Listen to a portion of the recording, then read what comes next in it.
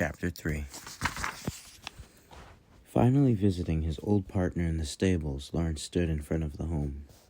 At first the horse had stuck his nose irritably into the barrel of fodder, but then slowly he had raised his head, regarding Lawrence with large black eyes, only to snort petulantly.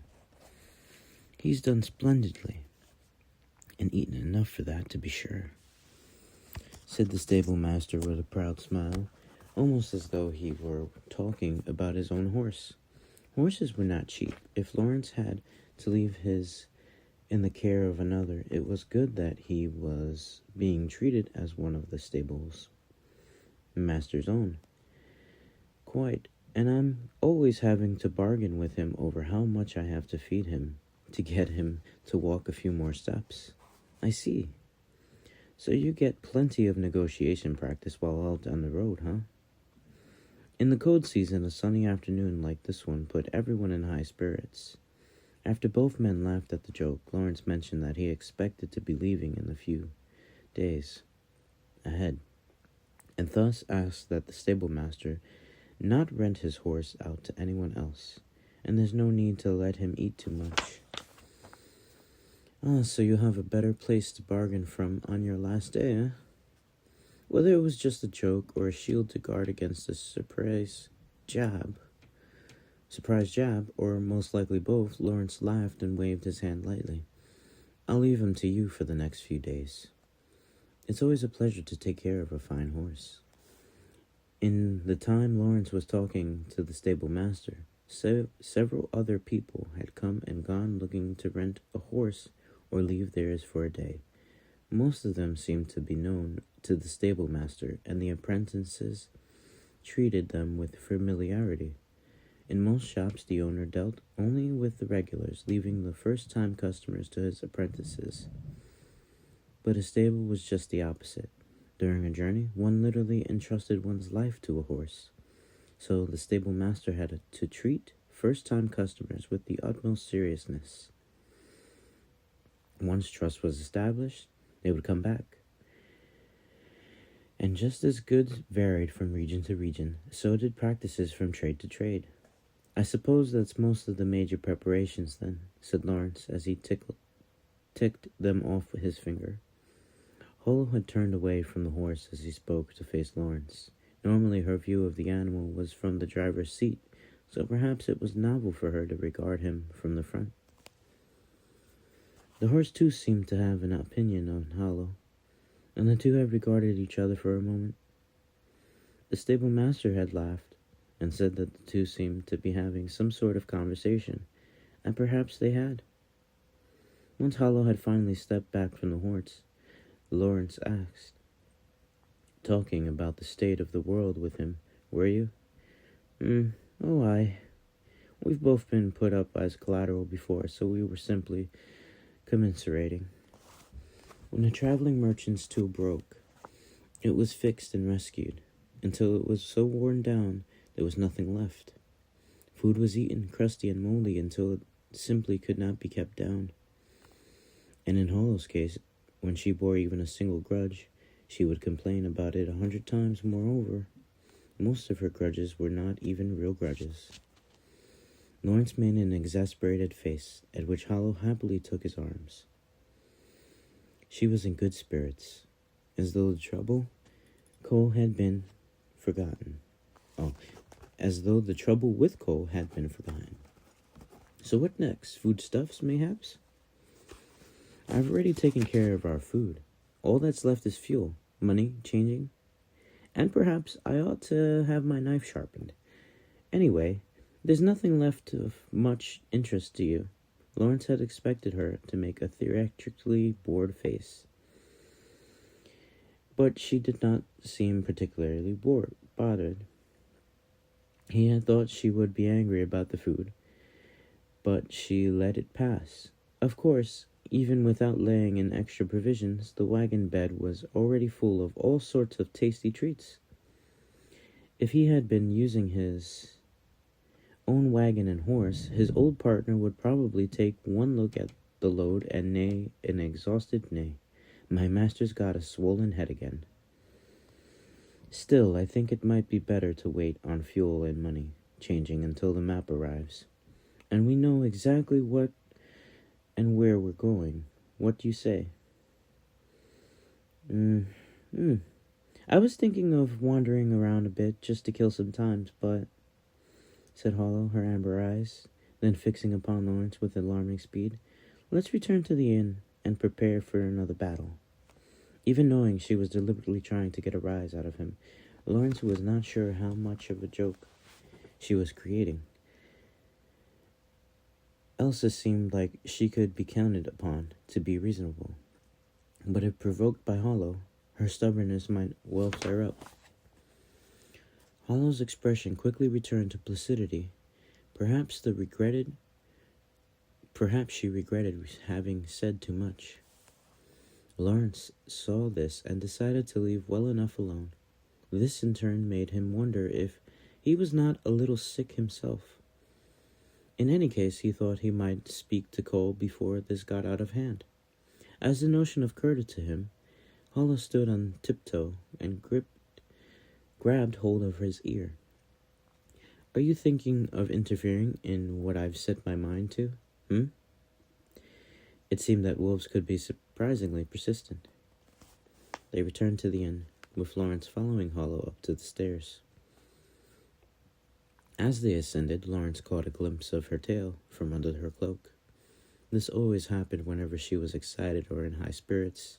In her giant wolf form, she might have been able to hide it, but in a small body it was terribly clear.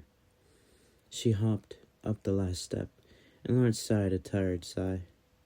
He did not believe anything he had thought of or said was mistaken, and yet still he felt uncertain that might have been Hollow's aim.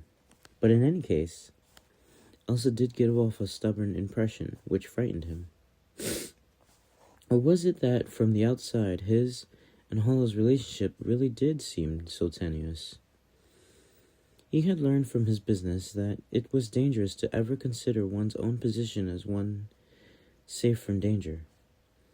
His arms folded in thought. Lawrence walked down the hallway as he considered these things. Hollow skipped on ahead and put her hand to the room's door. It was then that the delighted expression on her face suddenly vanished. What's wrong? Lawrence asked.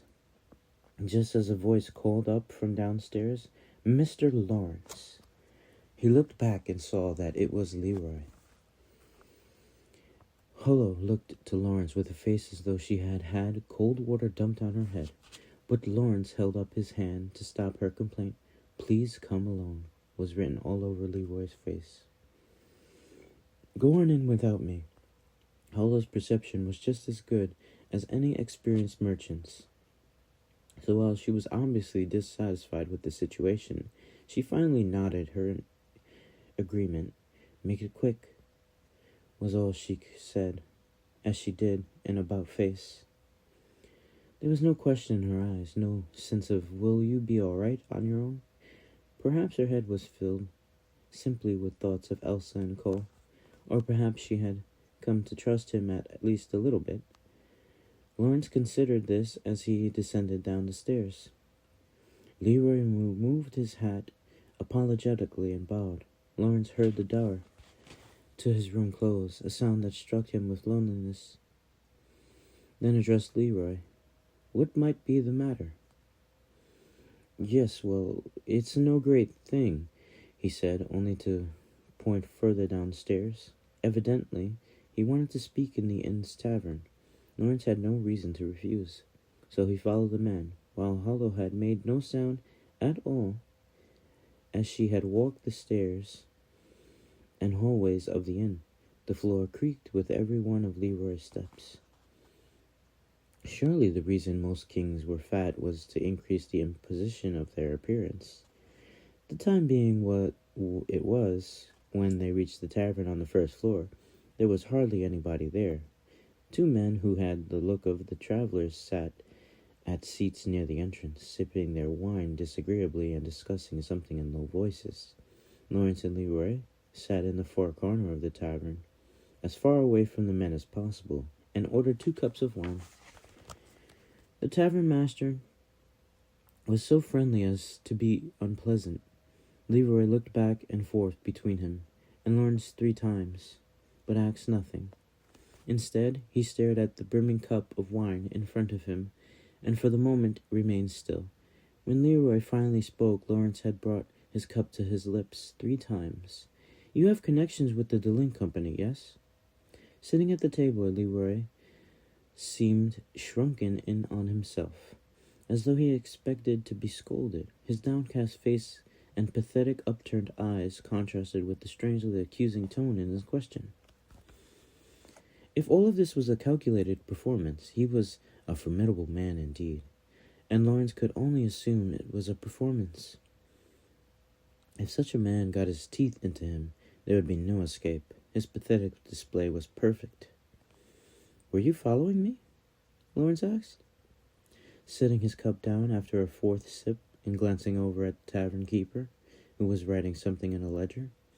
After Lawrence had happened to encounter Luz Erdingen in front of Harold's Inn, he had gotten the sense that someone was hiding in the corner of the street watching. Assuming that had not been his imagination, it must have been Leroy, who now sat in front of him. "Yes, well, Sir Erdingen, actually." Lawrence nodded, but had absolutely no notion of how much he could trust this answer, given that he now knew that Leroy was after the library that slumbered in the cellar beneath Elsa's church in Terrio. Given that Lawrence had saved Terrio once before, it would not be at all surprising if Leroy were trying to win him over, thinking to use him as a wedge to pry open Elsa's mouth. "Might I ask why?" At Lawrence's question, Leroy swallowed. "I want to borrow money." Lawrence was taken aback by the straightforward answer, and looked evenly at Leroy. The man was clearly skilled at pacing a conversation. Lawrence found himself desperately wishing he had brought Harlow along.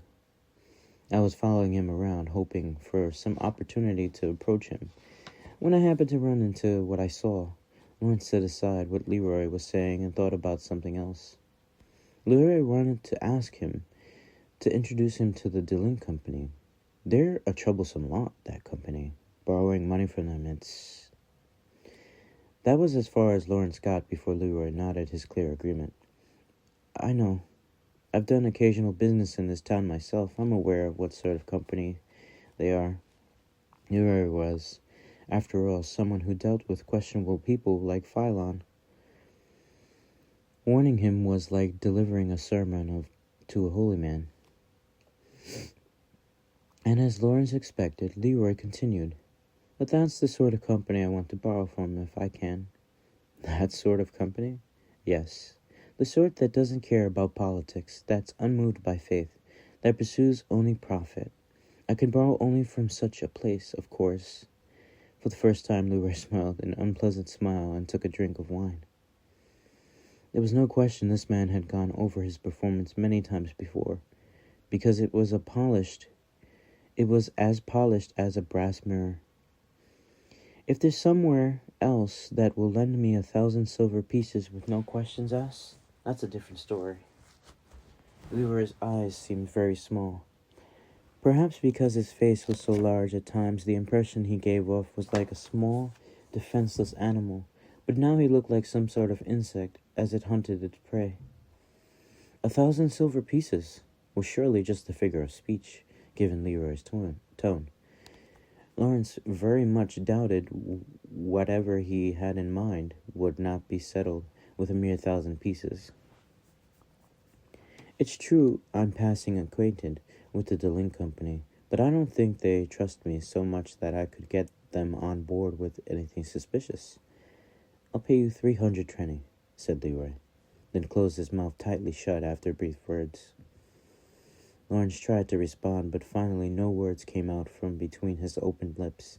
He had the feeling that Leroy would have a response ready for any of the objections that came readily to mind. He would have to. 300 silver pieces was a lot of money. Lawrence thought for a moment, then spoke. "I'm through risking my life for money. Just imagining what might ensue If he introduced somebody unreliable to the link company and it happened to turn out badly, made Lawrence depressed. It was not a matter of how much money he was being offered. He gave Leroy his final sounding answer, at which the crafty merchant immediately tried a different tactic. I heard from Phylon that you're heading north. Lawrence looked up at the ceiling and knew that the battle was already over. He brought his gaze down slowly, and Leroy wore the expression of a man who had placed a foolish bet and won anyway. There's something the chain makers say. A chain can't be stronger than its weakest link. That was why Leroy had been waiting for Lawrence at this inn. While Lawrence had been out with Hollow, he had called on Elsa and Cole and willed all the information out of them. Even if they had been on their guard about what they say, they would have no secrets from a man like Leroy. And in all likelihood, they had not been particularly guarded around him to begin with. As though to prove it, Leroy began to speak in a relaxed tone. I'm quite sure that nice people with strong feelings about the Northlands will be willing to lend more than a little aid in what I'm trying to do. Such roundabout words were rarely used in business. They made him sound more like a rebel leader, trying to rouse his men to defeat some great enemy. I'm just going to call him Roy from now on. Roy pulled his big hands out from beneath the table and folded them together on top of it. They looked like a big ball of dough ready for baking. Lawrence realized he was already in the oven. He would have to be careful. Otherwise, he would wind up with his face red and swollen and full of regret. So, what is it you plan to buy with this money? This was surely the question Roy most wanted Lawrence to ask. It indicated that he was ready to engage in negotiations. Roy smiled, the creases on his thick face deeply shadowed. A forbidden book. The short words gave Lawrence a chill. A forbidden book containing knowledge of banned arts, that's what I aim to buy. The bookseller in front of him had dealings with Phylon, a general store owner who supplied mercenaries. Moreover, he had a relationship with a towering man like Father Franz, and was very shrewdly trying to obtain his library. He was greedy, but honest in his greed. Lawrence could imagine this was a joke or a lie, or some boring scam. Alchemy, then, Lawrence asked. His eyes never leaving Lawrence, his opponent shook his thick head, indicating a negative. A mining technique. If this had been a game of cards, this would have been the card that rendered Lawrence's hand meaningless. Rory continued, I imagine it would be quite bad if the DeVoe Company got their hands on it first. Lawrence had heard from time to time of revolutionary developments in the fields of the shipbuilding and metallurgy. They turned common knowledge upside down and evidently made the impossible possible. If knowledge was a weapon, then they were like magic spells. With such knowledge, a tiny sardine could become a great shark. Because of this, books containing such techniques and the knowledge of its practitioners were not always used, but instead sometimes hidden away or destroyed. Lawrence had heard, because while the crown always stayed on a king's head, knowledge was like puffs of wool on the wind and could go flying off anywhere. When it came to mining techniques, which could be used by a select group of individuals to immediately realize vast profits, the tendency of such information to fly was even stronger. Lawrence found it easy to doubt Roy. But if it were true, and moreover, if the information in the forbidden book was truly revolutionary, it could not be allowed into the hands of the DeVoe Company. The only people in the Northlands who would welcome such development were the ones who preferred long tasseled rugs and stone houses to the bountiful forest and mountains.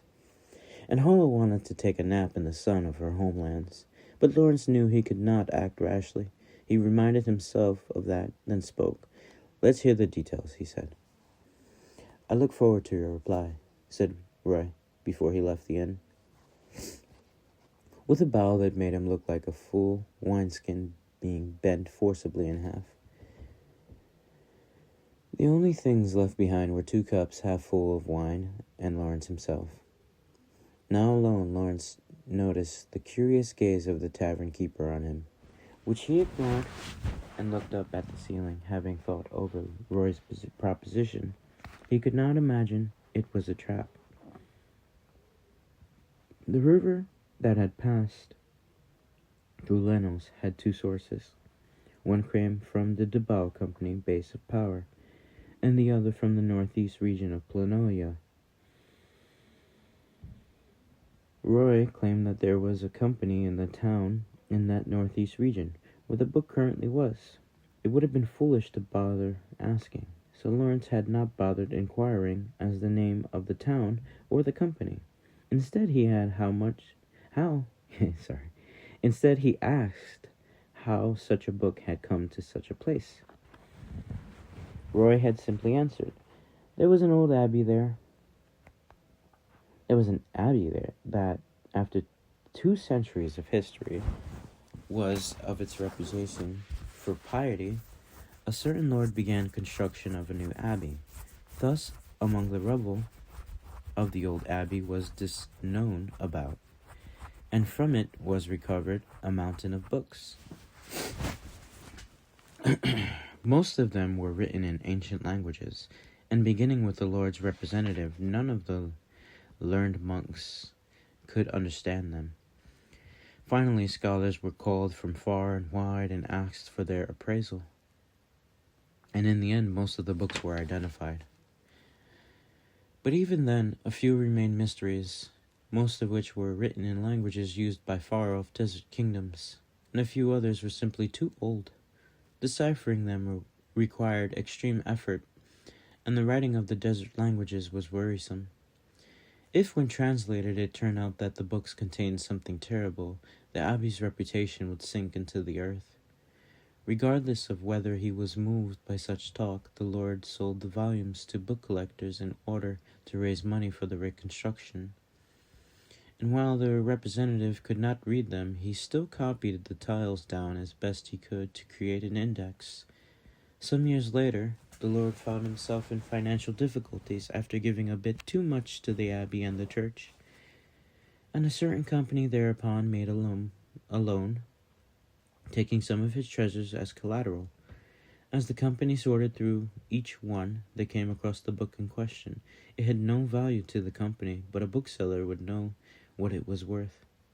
And so they had sought the opinion of Roy.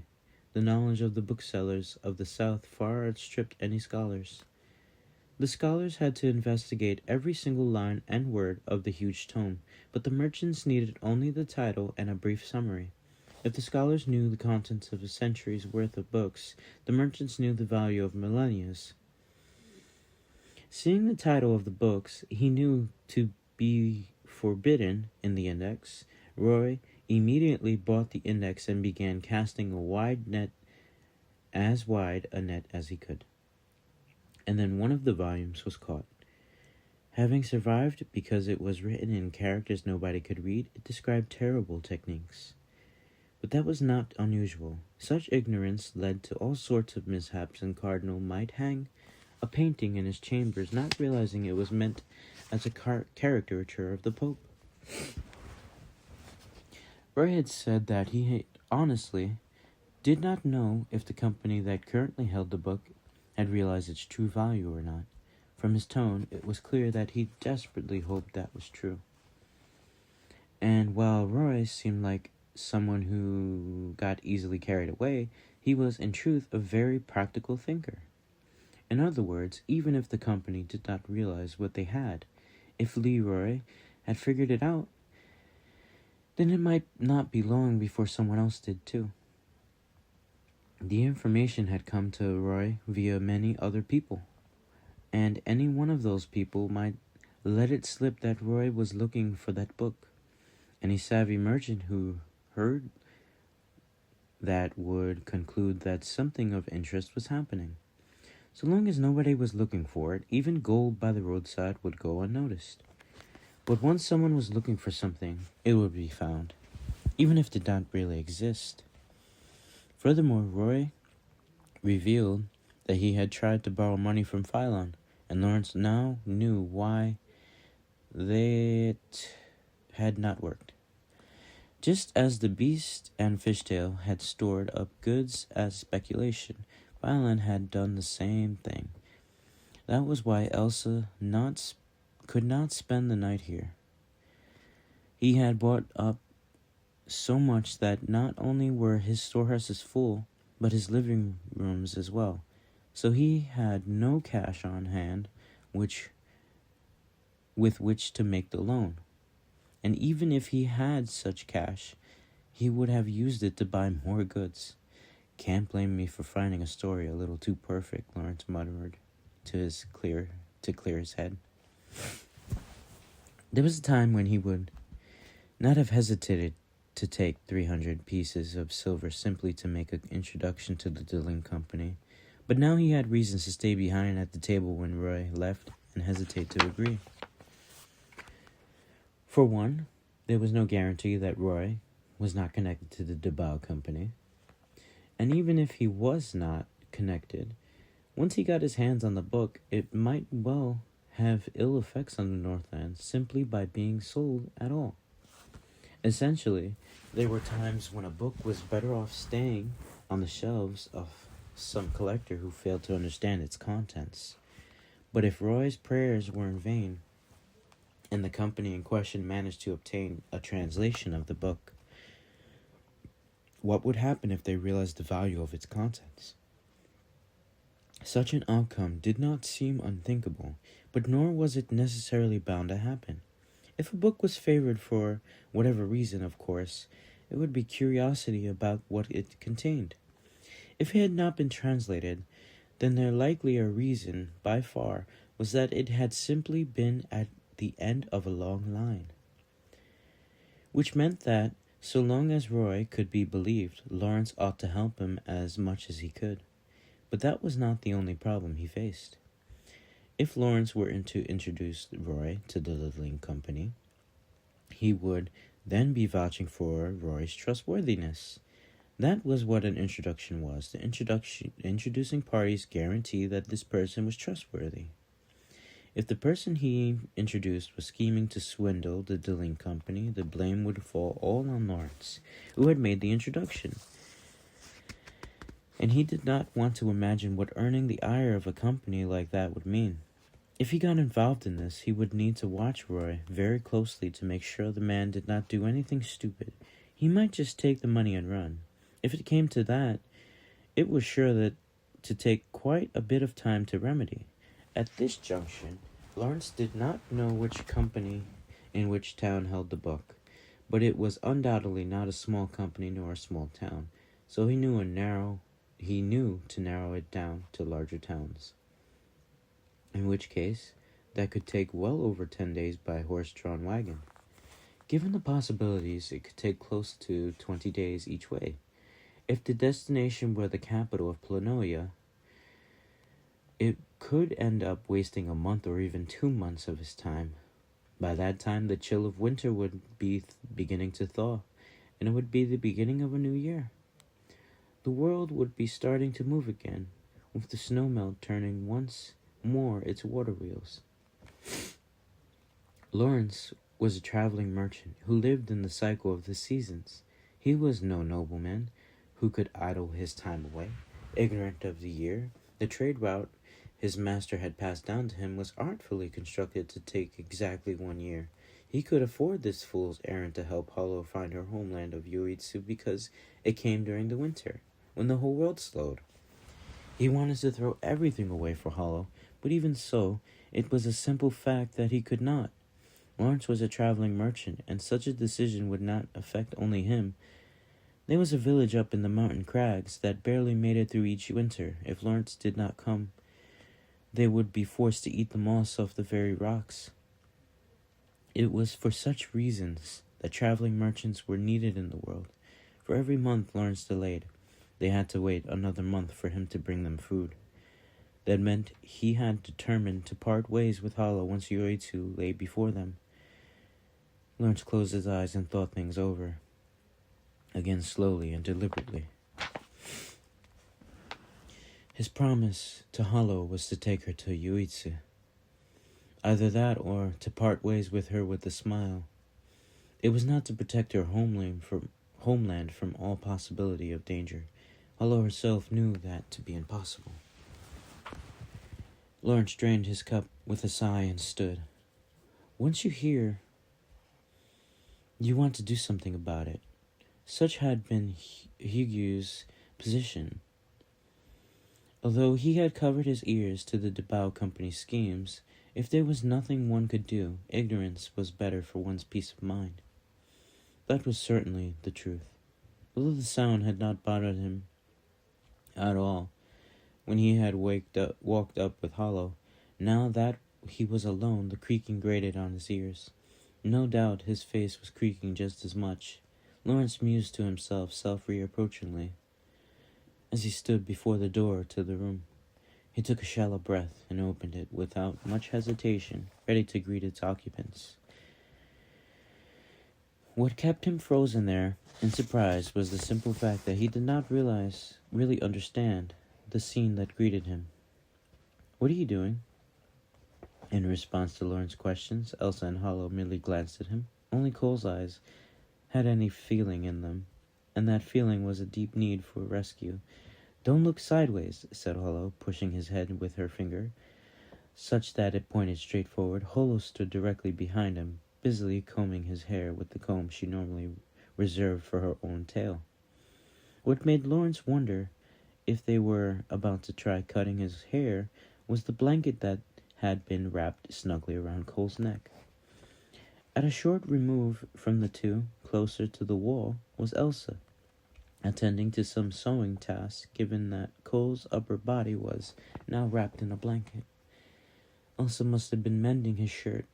Her hand movements were quick and practiced, and when she occasionally shook the shirt out to make certain of her work, it was no longer in its former tattered state. The optimistic way of viewing the situation was that Hollow and Elsa could no longer stand to look at Cole's pathetic state, and they were attempting to do something about it. But Lawrence detected a certain something else in the scene before him. It was the same thing that had happened at the Beast and Fishtail. He remembered himself, caught between Hollow and the barmaid. Putting your fur in proper order makes you a different lad. It was true that the constantly dusty Cole looked markedly cleaner. Hollow wore a very satisfied expression, her chest thrust out in pride. But the next person to speak was not Cole, it was Elsa. "It will just be Musta again, once he sleeps. So I don't see how there's much meaning in it." They were fitting words from someone who had received the truth of God and taught the path of righteousness to the public. Elsa seemed to have finished her mending of the piece in her hands, while her face had its usual stoic expression. Lawrence detected a note of satisfaction in the sigh she let slip. Elsa returned the mended clothing to Cole, who tentatively took it and put it on. Lawrence heard two silences. One was that of Cole, who stared at his shirt as though he could not believe what he was seeing, and the other was that of Hollow, who was deeply unamused. No matter how fine the wine, if it's put in an old tattered wineskin, it will break and spill. While looking fine isn't the most important thing, a container needs to be as sturdy as it possibly can be. And just as Elsa said, now that he was wearing a well-mended shirt, Cole had been transformed from an impoverished, suspicious errand student into a poor but trustworthy merchant's apprentice. Of course, you can't simply leave your hair a mess, but that's easier to put in order than your clothing. And more important, even than clothes, are your bearing and presence, your manner of speaking, your etiquette. These all must be good. Of course, compared with strong faith, even that is an unsteady thing. But on the count, I don't think we need to worry. Elsa spoke as though she were reciting scripture, but those last words to Cole were softer and kinder, and came with a gentle smile. Hollow swinched away flinched away, but said nothing more. Cole had undoubtedly ended up in this predicament because Hollow had earlier insisted that the manners Elsa was talking about were not so important. For someone as inherently carefree as Hollow, a bit of fur maintenance was more than enough, and anything more than that was simply affectation. Lawrence himself was a pragmatist, and so generally came down more on Hollow's side of things, but when an untidy impression would harm business, he would gladly tidy himself up. The reason he had left Cole was alone was quite honestly that the boy was not his apprentice and therefore uninvolved in the representation of his business. Since Elsa's faith drove her to help as many people as she could, and although she could be a busybody, she was fundamentally helpful. Unfortunately for Hollow, Lawrence had quite forgotten the melancholy he had felt earlier and smiled a long-suffering smile. He decided to speak to Hollow, who had left herself no path of retreat. But just then, Cole turned and looked over his shoulder. "I've never had my hair combed before," he said, with a bashful tone. "It felt really nice." Hollow's eyes went round in surprise, but she smiled, even more pleased than Cole seemed. For Cole to think of her feelings meant that her battle with Elsa was an indisputable loss. Did it then? Well, speak up whenever you're being drilled too hard and need a rest. Elsa took the snipe exactly as it was intended, and the anger showed in her face. But from Lawrence's perspective, Hollow's words were a final empty gesture in the face of defeat. Hollow's chuckling made it clear that this was in fact so. The wise wolf looked at Cole's mended clothing.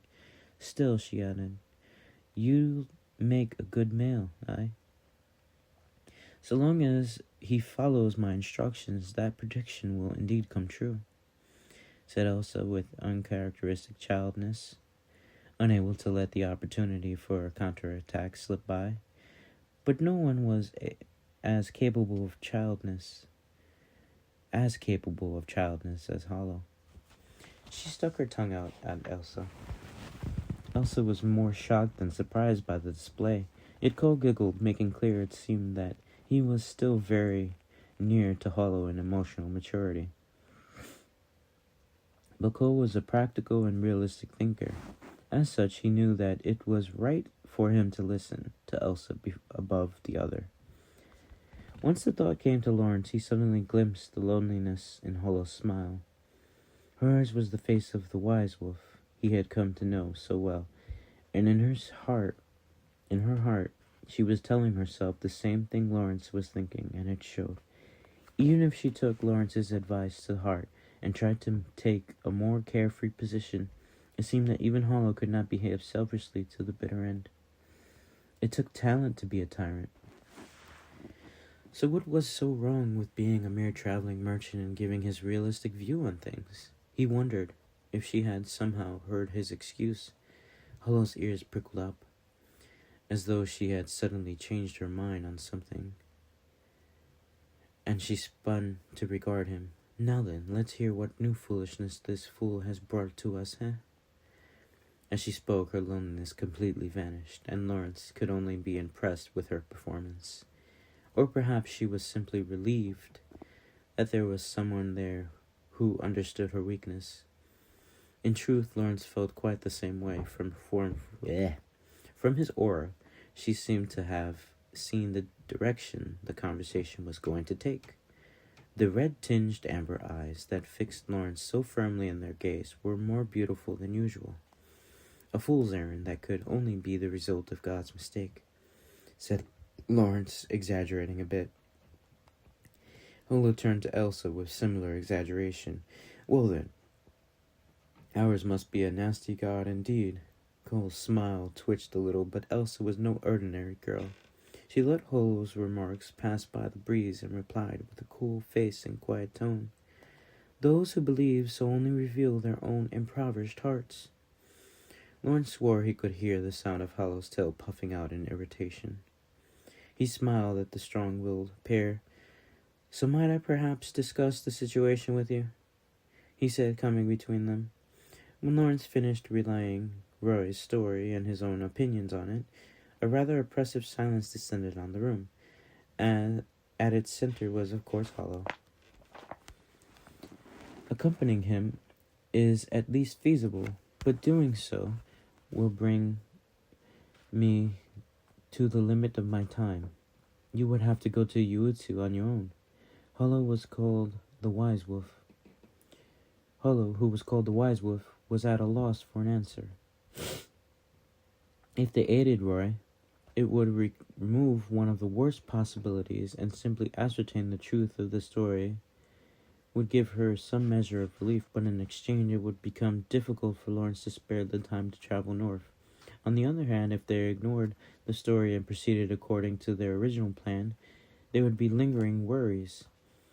And it was all too clear what would happen if those worries became tragedy. On top of that,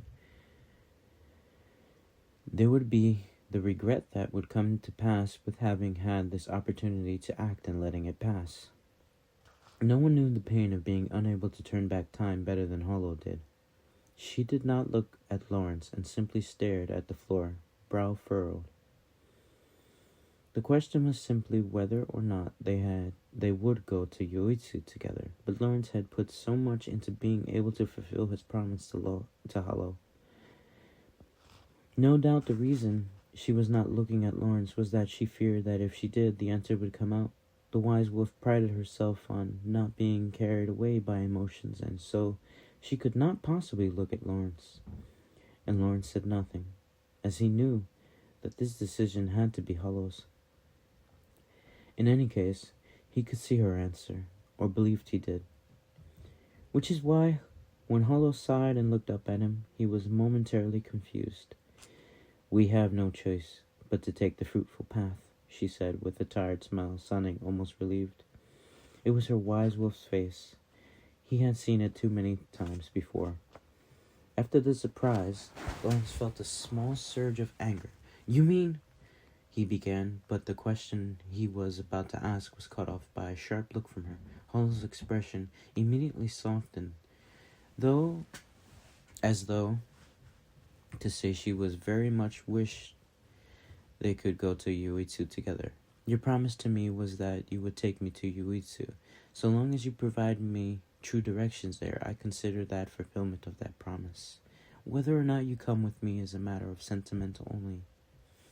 By contrast, the matter of Roy had practical implications. Any proper adult, not just the wise wolf, knew better than to have their reason swayed by temporary emotions. It was right and proper, and moreover the attitude Lawrence took in his daily business, and yet the shock Lawrence received from Hollow's words was much a matter of sentiment. But there was another, wasn't there? "Another?" Lawrence replied. Hollow glanced at Cole and Elsa briefly. "You know that," she said, faintly amused. "I have a debt to you, do you remember? You were terrible about it. You said you'd follow me to the ends of the earth to get it from me. You did. Such an avaricious merchant you are." Elsa and Cole could not help but weigh the truth of Hollow's words, but they were clearly shocked to see Lawrence's frustrated face. He had long since forgotten that. "Did you truly?" said Elsa, anger and scorn on her face after she got over her surprise, using debt to force another into bondage. Was a sin she would not forgive, no matter the circumstances, especially not when it was someone close. Her eyes made it clear she thought of Lawrence as a heartless miser. "No, they were circumstances. Still, if the profit from this pays off that debt, then surely even the stubbornest man or God would forgive it, eh?" said Hollow, earning her a disapproving look from Elsa. But at the toothy, carefree smile Hollow put on, Elsa appeared to have nothing more to say. She sighed in exasperation and muttered a prayer. "Oh God, please forgive me and my powerlessness." "So then, at least 10 days by wagon, you said?" "Well, with enough food and wine, I think I can enjoy myself for that long," said Hollow airily. As she looked toward the window, Lawrence could not help but swallow his words when he saw how she looked. Did she really mean to say that? At Yuisu? She would be able to part ways with him smiling, so long as she had food and wine?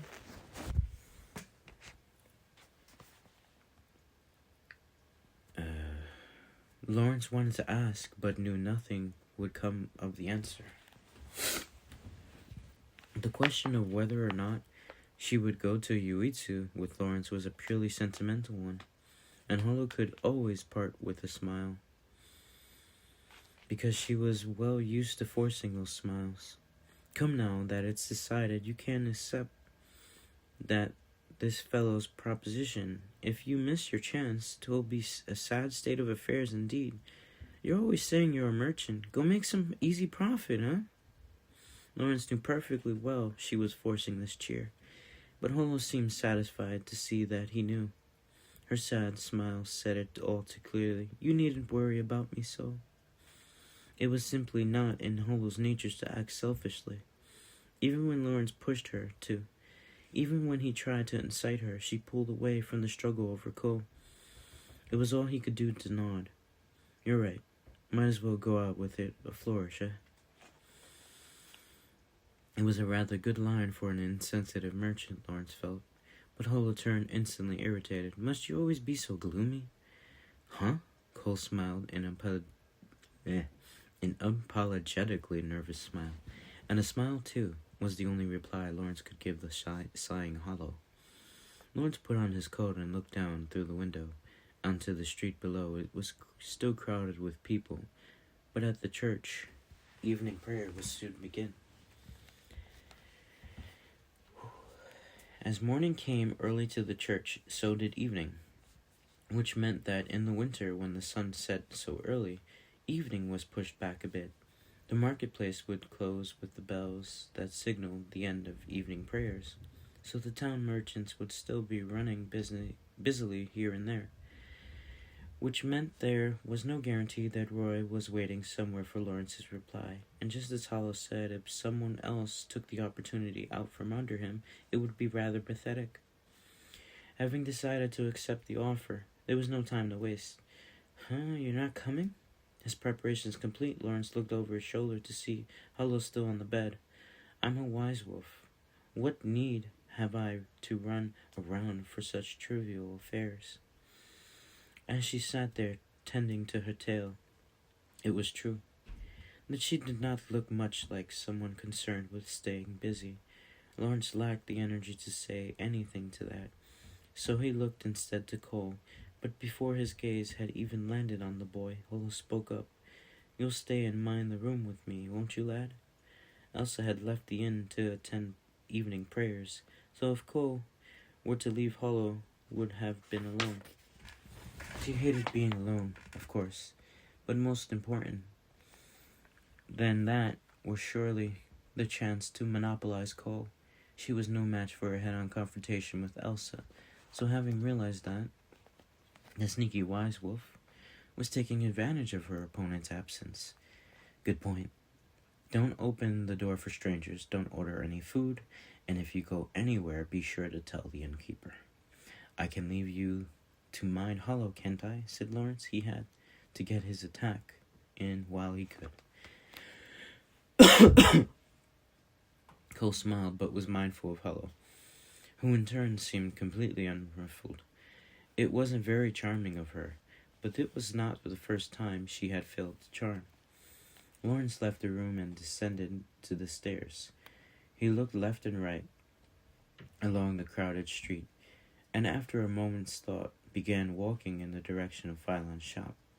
There was a good possibility Roy had headed off somewhere, but going through Phylon's shop would be the quickest way to contact him. Even as it was starting to seem impossible that Lawrence would be able to go to Yuitsu, he still had to prepare for the possibility that he would be heading north. Lawrence mused on how he had hoped he would be able to learn more once he committed to the plan. He thought about this as he looked up at the church's steeple, which was visible from everywhere in town. It was the heart of the place, and right about now it would be filled with the faithful, people like Elsa. To tell which among the townspeople were devout and which were not, one needed only look at who was doing business in the marketplace until it closed. The devout would not remain, instead hurrying to the church well before the end of business in the marketplace. Occasionally there were some who were faithful not to God, but rather the scent of wine. But what they had in common was a wish to live in peace. The only difference was whether they found salvation in prayer or drink. When Lawrence arrived at Philon's place, he came upon Philon and Roy chatting, each with a drink in their hand. Roy's reaction was quick. He was an experienced merchant, and immediately understood Lawrence's facial expression. "I accept your proposal." Since he normally adopted such a comically exaggerated manner, his quiet reaction in this moment carried all the more weight. He was a cunning merchant indeed. Roy took Lawrence's hand, as though he were too moved for words. "I thought that I had lost God's favor for a second time. I was about to give up." Still, not all of his pleasures was an act. Most of the merchants that crawled to the earth had a shortage not of nerve, nor knowledge, nor luck. Not what it was coin they lacked. No, it was coin they lacked. Quite a surprise. My instincts led me wrong. It was Philon who spoke these words, watching the two men shake hands. As he opened a great ledger and made note of something in it, he seemed almost like a notary. And given that he dealt with mercenaries, who held their trust even more closely than merchants, he was probably more reliable than any notary.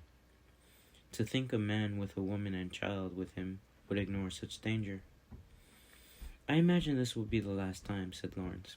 Philon grinned sardonically at this and cocked his head slightly. "I've heard the same thing from the fighters that come through my shop." Lawrence smiled, a smile tinged with the childish hope that what he had said was actually true. "Still, I'm truly thankful. I tried to get Mr. Philon here to listen to me, but he'd have none of it." Rory waved his hand, returning to his former exaggerated manner. Philon was writing something in an elegant hand, and he made a displeased face, that no trace of a smile in it. "Don't be stupid. I already trade with mercenaries. If someone saw me making a deal with the slavers at the Delink Company, what then? You wouldn't have to be very devout to wonder what sort of evil business I was up to. Anyone who lived in a town and did business in one place had their actions watched by others. And unlike a traveling merchant who could weather a failure and move to another town, any stain on their reputation would simply remain. That was why apothecaries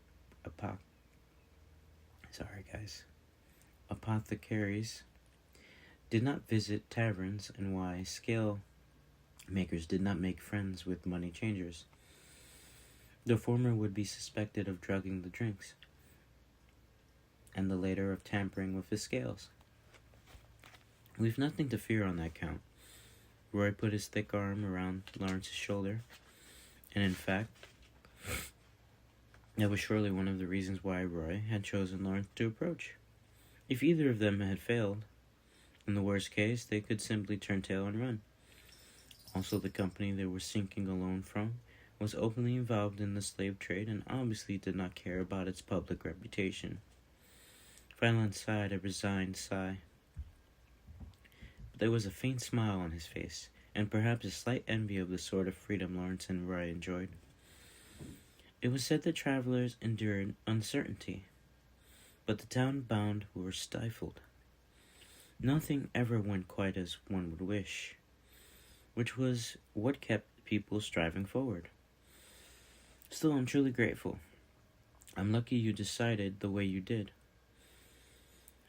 All I can be responsible for is mediating with the Delink Company. I have no idea whether they'll agree."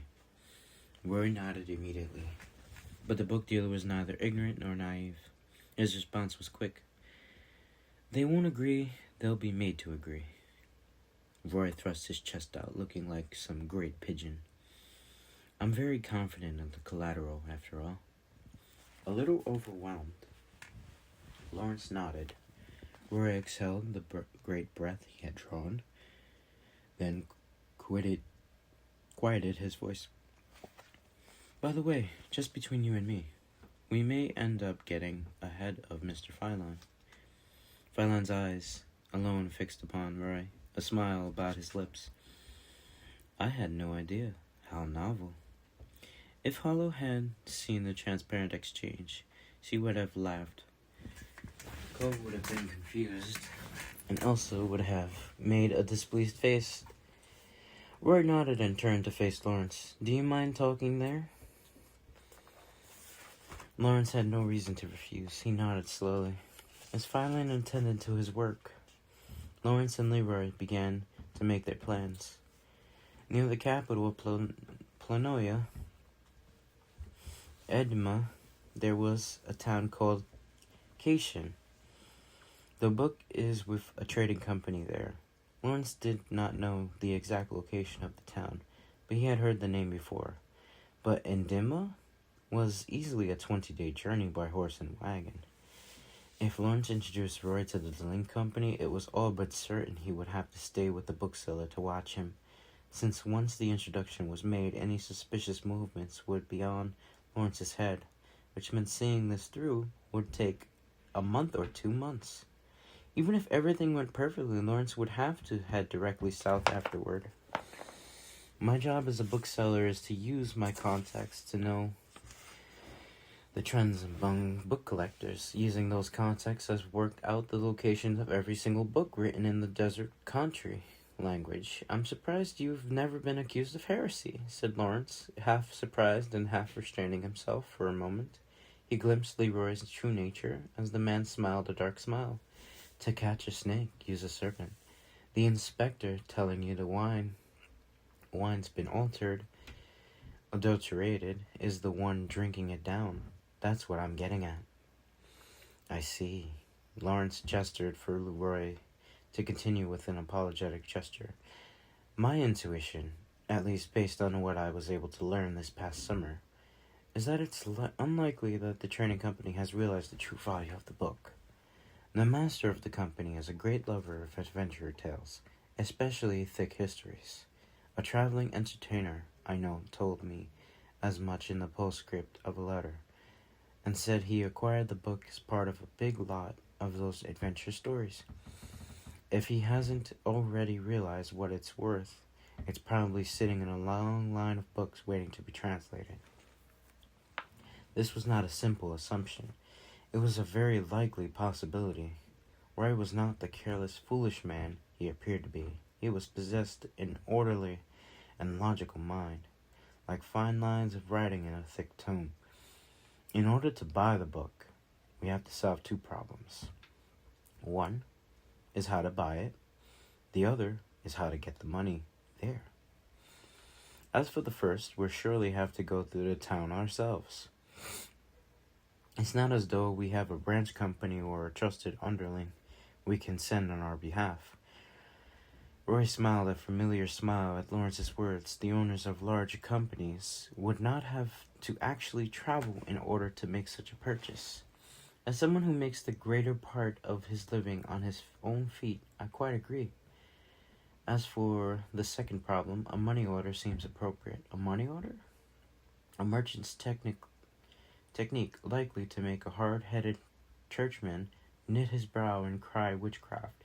It was a miraculous thing that lent money was moved from place to place, far removed from one another, without having to risk transporting it. For example, suppose the Hughes Company in Karub had an agreement with Phylon's shop. In that case, Lawrence would bring coin to Hughes Company in Karub and receive a money order in return. He would then go upriver to Lennel's and give the money order to Phylon, whereupon Phylon would pay the amount written on the certificate to Lawrence. In this way, Lawrence could move money from Karub to Lawrence without having to carry the heavy coin. This was a money order. I quite agree. And then we needn't worry about one another running off with the money on the way, said Leroy, a bit self-mockery in his tone. It was true, though, that such security was another nice feature of money orders. Money orders could not be written between companies with standing agreements, could only be written between companies with standing agreements, and had no value in the hands of illiterate bandits. If either Roy or Lawrence wanted to betray the other and cash the order, a proviso could be added that would prevent such a situation. The problem is whether such a large money order can actually be cashed. We'll be in a bind if we travel all the way out there, only to find we can't turn it back into coin. That was indeed the problem. Money orders were a convenient tool, but they were imperfect. If the company in Chpt to whom the order was written refused to exchange the money and order money order certificate for coin, Lawrence and Roy would have traveled all the way with nothing but a scrap of paper to show for it. What if Chpt were experiencing a similar money supply problem to what Lenos was now facing? Even if the company wanted to honor the money order, they might well be unable to. Despite the existence of money orders, there were some stubborn merchants who insisted on cash despite the dangers, because they had witnessed precisely such unlucky situations. And the larger the amount of money, the harder to ignore such a risk became. On that count, we can hope to get confirmation from the Delink Company, but in order to spread the risk around, it seems like having the order split up into among several companies would be good. If Chpt is close to Edema, we could also include some companies in the capital. The Delink Company ought to have relationship with many of them, after all. You're quite right. It seems we're in agreement on the broad strokes of this plan, Mr. Lawrence. Roy seemed to confirm his understanding, but it was important to make that confirmation itself clear. Lest something unfortunate happened later, it was all too easy to see confusion arising when those who trusted only coin and those who trusted only certificates shook hands in agreement. And it was not a matter of logic that was to be trusted. More important was experience, which often transcended pure reason. I once thought in all seriousness that I would never again involve myself from the Lilling Company. Lawrence still felt they lived in different worlds. When Lawrence thought of the Lilling Company or of Eve, it summoned within him a strange combination of envy and despair. If Hollow had been with him, she would have laughed her amusement and called him a fool. I've thought similar things upon many hungover mornings. Leroy was quite right. Lawrence directed his gaze to one of the shop's few wooden windows. The light that entered through it gave that sun would soon be setting. I prefer to get the most unpleasant business sorted out first personally. The Delink Company's business was not constrained by the church's bells.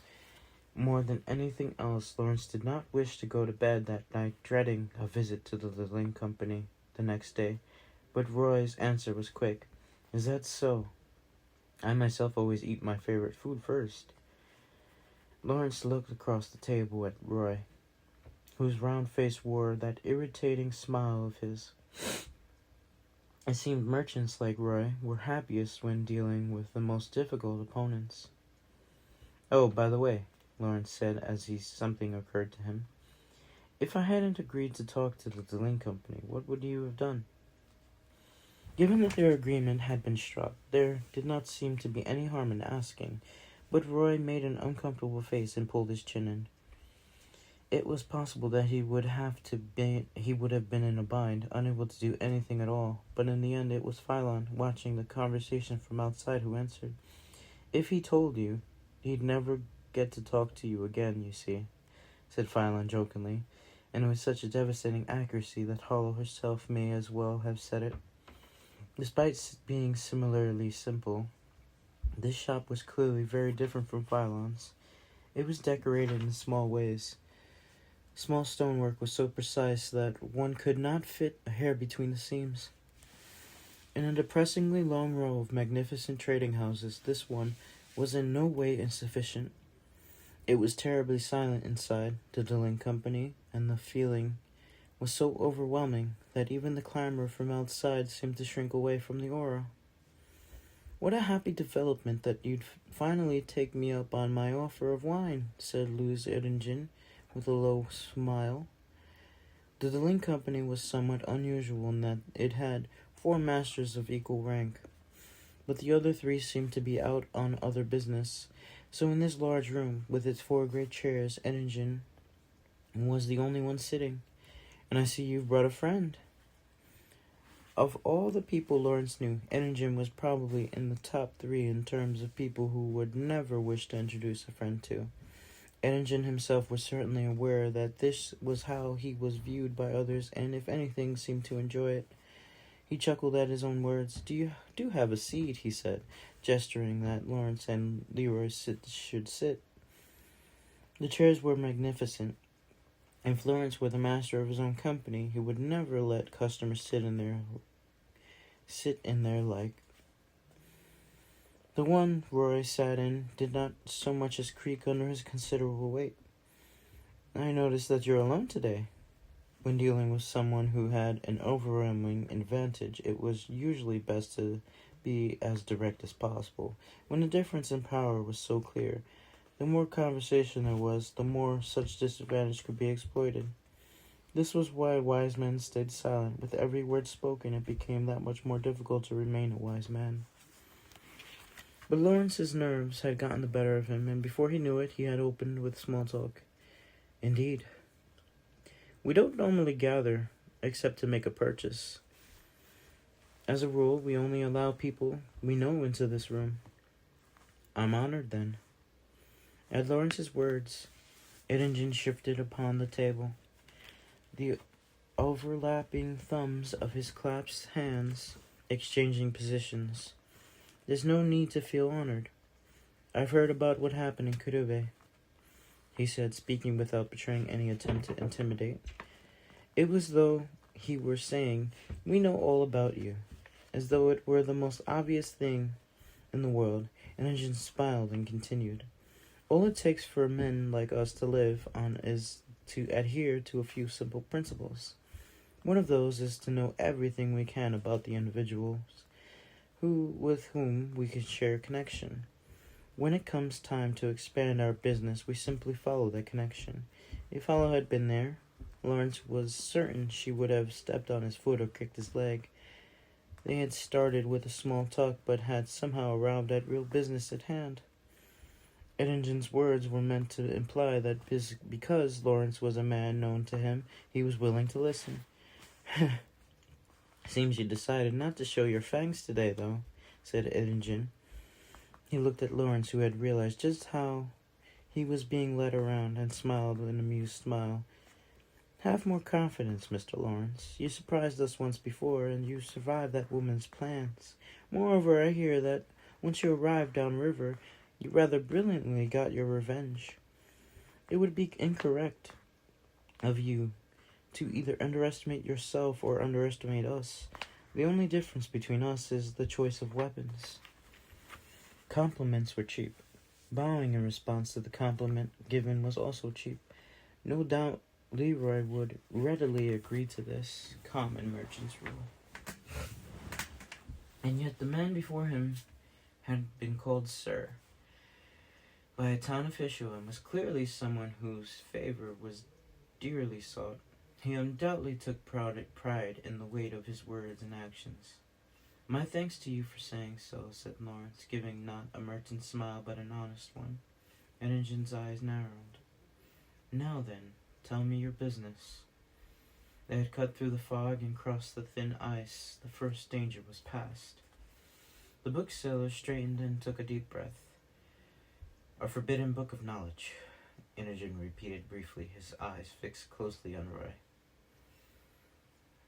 The man, who wielded jovially as a weapon, allowed himself to now for once become serious. "I believe it is a copy of a book that was banned 34 years ago at the Second Bremian Ecumenical I can't say that word. Ecumenical Council. The original was burned. The author was confined, and that's where the official record ends.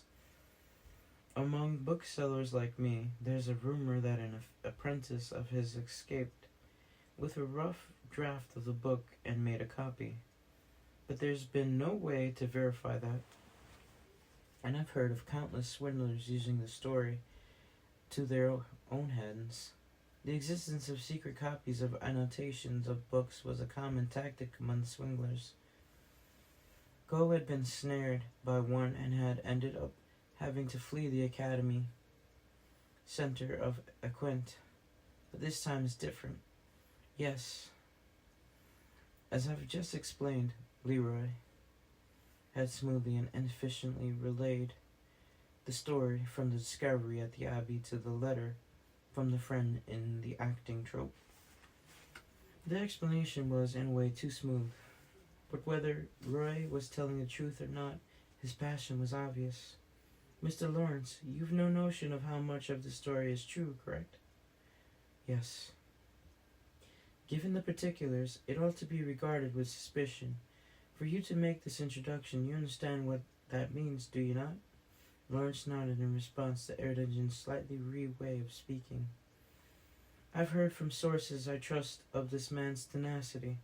Of course, this was of Leroy's tenacity when it came to his quick wits and cheap shots, but generously interrupted, they spoke of his strength when pursuing goals as well. Erdigin cocked his head and smiled a smile that did not reach his eyes. Leroy's face was severe, and he wiped sweat from it nervously. This isn't about money, is it?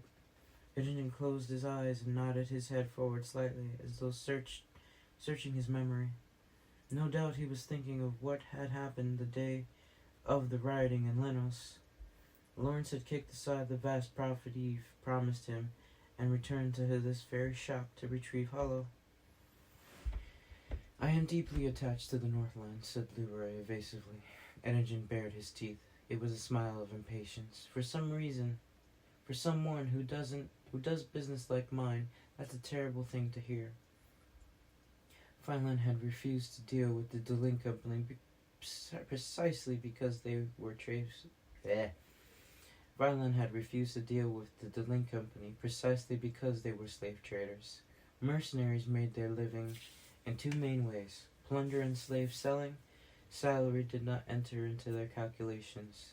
It was not guaranteed, and even if they did receive one, it would be tiny at first, but the reason they continued to fight for their masters was the promise of plunder. It was a very roundabout way. Lawrence had introduced Leroy to this company because he thought it would help the Northlands, but the Delin Company stood to earn a great deal from the unrest that the schemes of the Debao Company would wreak upon those lands. Lawrence could not even begin to imagine how many people would be captured and sold into slavery, or see their village burned to the ground.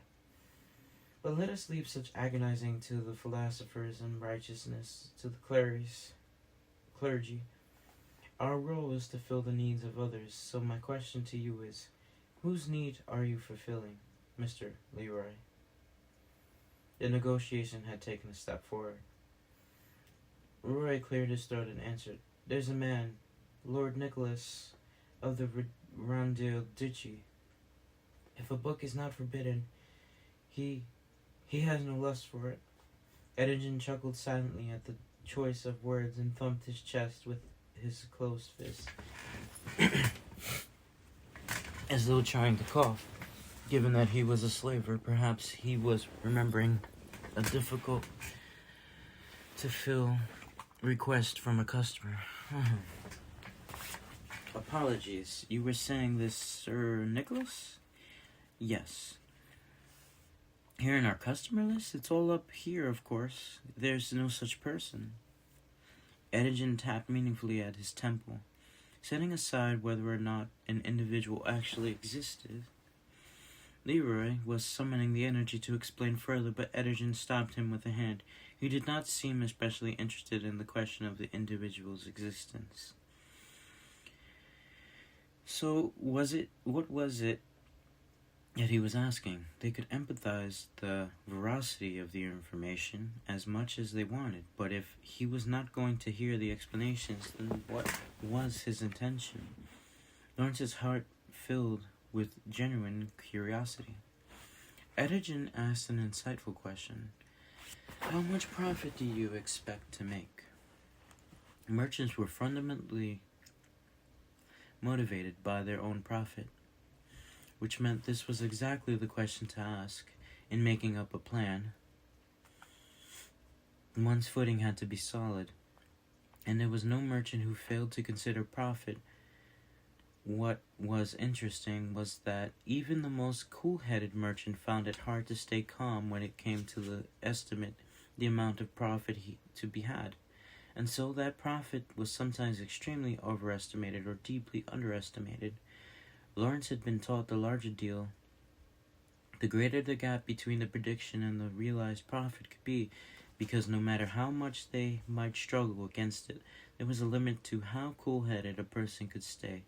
His master had said, if Leroy had some other nefarious plan in his mind, he would surely claim a suspicious amount. Someone trying to make a plan to turn a profit would overestimate their profit, and someone who was making a plan to lie would overestimate their plan. But the liar would believe their own lie and would not overestimate their profit. In Limon gold, said Leroy matter-of-factly, I expect to sell it for 120 pieces. I've heard the mantle of the Queen Eileen was about that much. Eddingen was asking what the basis for this figure was. This marketplace is filled with pride and supposition. But from what I've heard, the alchemist out in my house, the hearts of God and iron sold for 100 million. I do not think this will fetch less than that. It was an unbelievable sum for a mere book. But considering it objectively, it seemed terribly likely that the collection of absurd items would lead some individuals to aim for the collection of absurd profits. Eddingen gave Leroy an unblinking gaze. When his eyes finally closed, Leroy exhaled his breath. And the value of the book you brought as collateral? If you show it to a first-rate bookseller, you'll easily get 30 pieces. Roy had set the book down on the table at the beginning of the conversation. It was large, but the binding was very plain, and seemed that even if it was decorated with some large bookshelf, it would probably be filling some gap on the bottom shelf. It did not seem to Lawrence like it could be so valuable, but such an amount of money would put his dream of opening a shop in town that much closer. He knew perfectly well that there was always a bigger fish, but sometimes there were too many big fish. Eddingen did not so much as nod, but rang a small bell that was on the table. At the sound, a door to the room opened silently, and a single boy entered, and drew close to his master's ear. At length, Eddingen nodded, and the boy gave a deep bow, then left the room. I can lend you 80 millions. That will be enough, I trust. Roy drew a shallow breath and almost whimpered. That will be enough. However, regardless of whether your purchase goes well or not, we're charging a commission of 20 millions. It was marginally less than the worth of the collateral. It meant that even if they failed in their purchase, they would be left enough to use as travel money to return south. And there's a condition. What? Leroy was not surprised so much as he was overly willing to accommodate. Eddingen waited for Leroy to calm himself down, then continued. Our business is not unlike some sort of gambling. Luck can be very instrumental. If at all possible, we would like to ride the winning horse while sitting in these very chairs. His eyes were fixed on Lawrence. The condition is that you go with this man to make the purchase. You will watch and listen, and if there is no problems, we will lend the money. That is the condition. It was an expected condition. Eddingen spoke as though he was offering a prayer to God asking for good fortune, but in actuality there was nothing but realistic practicality in his words. By basing the loan on what Lawrence saw and heard, It placed the burden of responsibility firmly on Lawrence. If Roy was planning something dishonest, or failed terribly and lost the loaned amount, the blame would fall to Lawrence. But the moment he heard these words, it was a different emotion that arose within him. Any complaints? Edigen asked, looking at Lawrence a bit curiously. Not at all, Lawrence hastily replied. He had realized that he was deeply discouraged. Unbelievably, he had subconsciously been holding on to the ridiculous hope that they would be rejected here, which would have let him travel north, albeit with some regrets. He was nervous, and he could tell his knees were trembling at the pressure. He nearly laughed out loud at his own foolishness. Still, it would be a tiresome journey, all the way out there and back. So I'll send someone with you, said Edigen, as he rang the bell again. A different voice soon entered the room.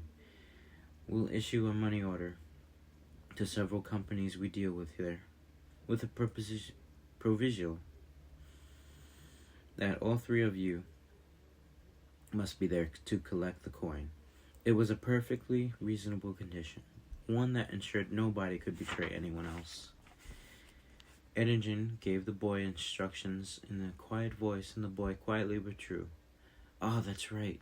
It may be pointless to say so, but the man I'm sending with you has my utmost trust, and the companies in Kishchin where you will redeem the money order all have large debts to us. Threatening the attendant was pointless, and trying to escape with the purchased book would also be pointless, since the companies in Kishchin would be watching. That Edigen could say all this with a smile was the greatest threat of all. Still, continued Edigen, if the negotiation concluded, the atmosphere had relaxed somewhat, and Leroy wiped his face again. He was sweating so much it seemed like he would melt. It was very like the master of the Dillon Company to make one final surprise attack. When you refer to the company in Kishchin, do you mean them? In negotiations like these, it was customary not to reveal one's purchasing destination until the very end. Roy froze in his chair, disbelievingly. Edigen's smile was more terrifying than any mercenary's. The master there was of great fondness for the desert nations. It would not be strange for a sort of collector who was fond of such books to also be a slaver's customer. All the more so if he had eccentric tastes. I've just introduced him to many lovely dark-skinned ladies, so he's the one, huh?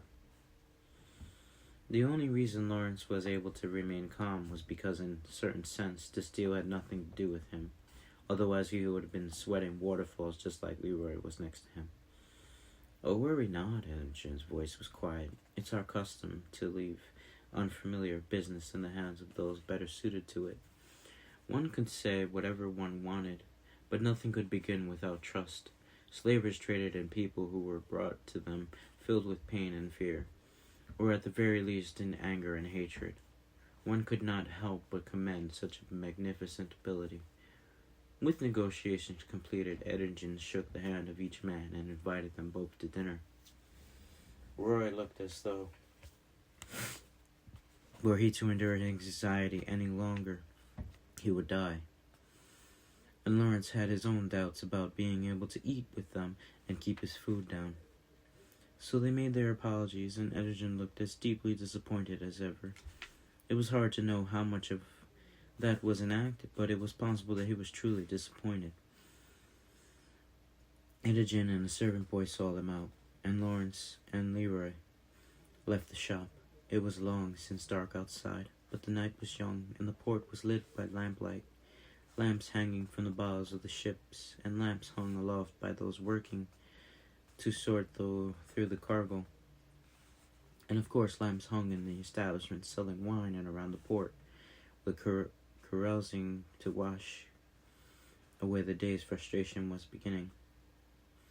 Surely no marquis or count could be so terrible, were the first words out of Leroy's mouth. Well, the town officials call him sir. If a man like him had a formal title, he'd rule the country. What a horrifying thought. Roy was sweating as though he really was horrified. Seeing this, Lawrence wondered if he himself had above average courage, but doubted it was so well. According to Hollow, it was simple thick-headedness. But we made the deal. On that count, at least, there was no mistake. Lawrence took the hand of Leroy, offered and shook it firmly. The opportunity they had just negotiated was a life-changing scale. I may not be worth much, but I'll do what I can, offered Lawrence. What are you saying? If you hadn't been there with me, I would have suffocated. I'll be borrowing your knowledge, too. I'm paying you 300 silver pieces, after all. Lawrence got the feeling that Leroy was reminding him he'd been paid a sum just to make an introduction, but Lawrence naturally did not find this cause for anger. It was the sort of thing any merchant could expect to do, after all. Now then, let's go somewhere to celebrate. My throat is dry from nerves. It was an attractive proposition, but Lawrence was thinking about Hollow and the others. I'm sorry, but... he began. But this was Leroy, he of easy charm and affability. The man soon understood and pulled back. Of course. Well, it's not like we won't be sleeping and eating together quite a lot soon enough. Perhaps we'll avoid quarreling if we don't see each other's face too soon until then, he said with a guffaw. Lawrence could only smile or re-smile. But when they parted with a handshake, it was firmer than their first had been. Well then, I bid you good night, boomed Leroy, and walked off. Lawrence replied with a wave and headed for his own destination.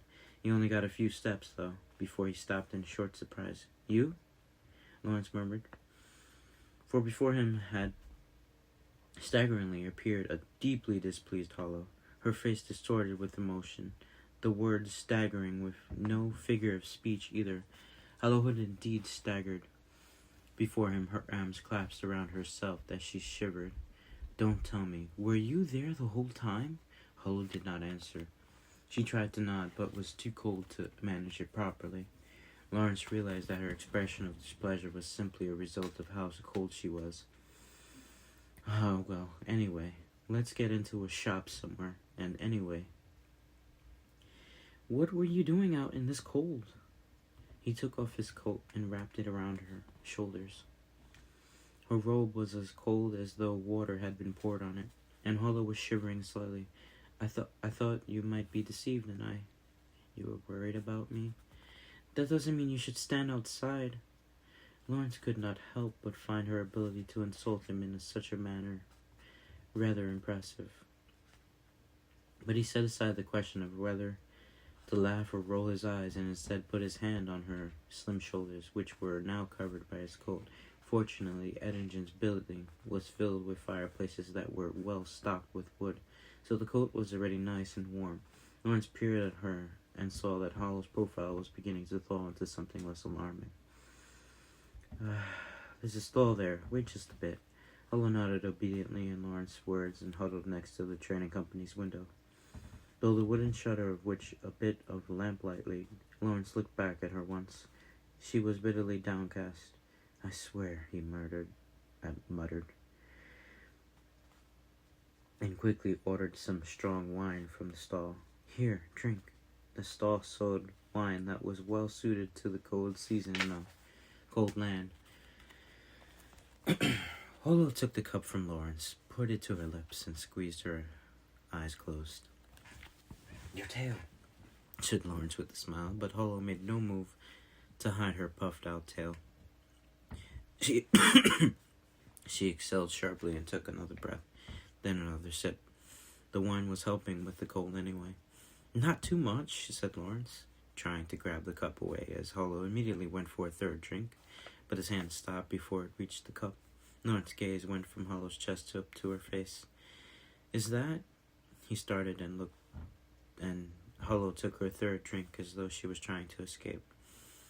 She exhaled a second puff of breath, and she finally smiled, a Hollow-like smile as the color returned to her face. I'm a fool, aren't I? She asked, referring to her drinking more wine after already being drunk. If he had demanded an explanation, he surely would have gotten one. Hollow held the cup in both hands, but with her arms pressed tightly to her sides. Even if that was particularly due to the cold, there was another truer reason. She was holding something there. The outline of it, just visible in that lamplight, came through the window shutter. They arrived a bit after you went out, but began Hollow, handing Lawrence her cup and producing the items from under her arm.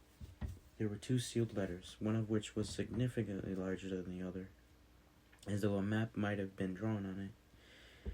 This is what you searched for on my behalf. It didn't seem right for me and Cole to just look at them. To say nothing of that blockhead. Her tone was sharp, but her face smiled drunkenly. She was probably embarrassed that she could not hide her happiness. Hollow had stood outside, shivering like a fool, just to freeze that foolish grin into her face. I thought, said Hollow, looking up, that it would be fitting to look at it with you. It was particularly the wine's effect, but Hollow's face in the firelit looked like roasted honey candy. Lawrence reached out to her with his empty hand.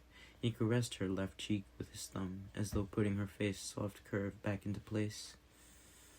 Even if she had made the logical decision regarding how to make for Yuitsu, evidently that did not mean all her subsequent decisions would make logic,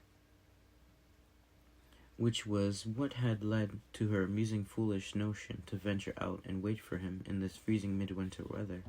You are quite the fool, yes? Hollow flashed her fangs, and her breath puffed whitely past them. Lawrence gave a full and bright embrace, then pulled back. You haven't opened them yet. I did hold them up to the sun many times, saying to try through. She did not want to open them, but desperately wanted to see the contents. Lawrence imagined her trying to resolve the terrible conflict by hiding the letters up to the sun, a tactic more suited to a foolish puppy than a clever wise wolf. Lawrence patted her head. Who should open them? Me? Of course, Lawrence thought to himself, but then Hollow pushed the 2 letters in her hand at him. Is what I would want to say, but these are 2 letters here. If I look at one of them, I fear I may collapse into a weeping again. Lawrence started back when Hollow had fooled him into thinking she could not read. He had carelessly left a record of the destruction of Yuitsu where she could find it, and trouble had resulted. Lawrence accepted the letters almost apologetically, and with a pained smile. If Hollow had wanted to read them, he would have let her, but otherwise he did not want to expose them. Whew. Her hand brushed against his and was quite cold. Somehow he was brought to notice the contrast between her hands and Bryce. How small and delicate and feminine hers was, but the negotiations went well, did they? Lawrence returned the cup to Hollow and was about to unseal the letters when Hollow suddenly brought up the other subject. Weren't you listening? Hollow's ears could have heard the conversation inside the shop, Lawrence assumed. But Hollow shook her head. I could not hear, she said, then sighed and gave him an upturned gaze. But I know the outcome. It was as though she were posing a riddle. If she knew the result already, why would she go through the trouble of asking him how things had done? Lawrence had stopped before unsealing the letters and looked down into Hollow's eyes, which shone golden in the flickering light. There was a moment of silence. Hollow cracked first, but certainly not out of forgiveness for Lawrence's obtuseness. That meat bun of a man's face was so pleased, so the negotiations must have been a success. But your face was not so happy. What might have caused that, I wonder? Lawrence groaned, which was as good as any confession. Hollow folded her arms and sighed. Her wine-soaked breath only emphasized her anger. You hoped that the negotiations would fail and that you'd be able to go Yuitsu with me. He had seen right through him. He said nothing and only averted his face. And if you'd lost your chance for profit and brought disaster to Yuitsu, what then? No, that is not even the problem. What bothers me can be expressed quite completely thus. You're even more of a maiden than I. Can't you at least call me sentimental?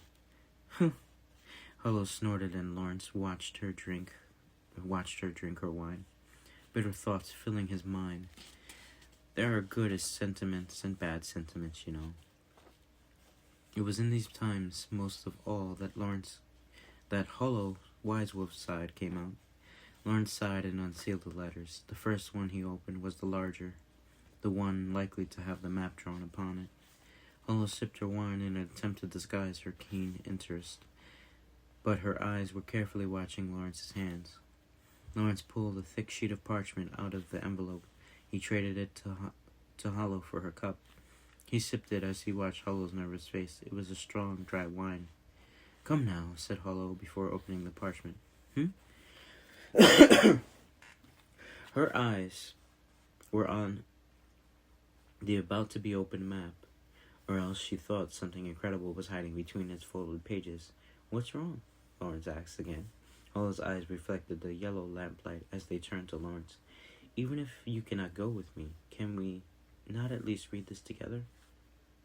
Lawrence chuckled through his nose in spite of himself. He nodded and moved from facing Hollow to standing alongside her.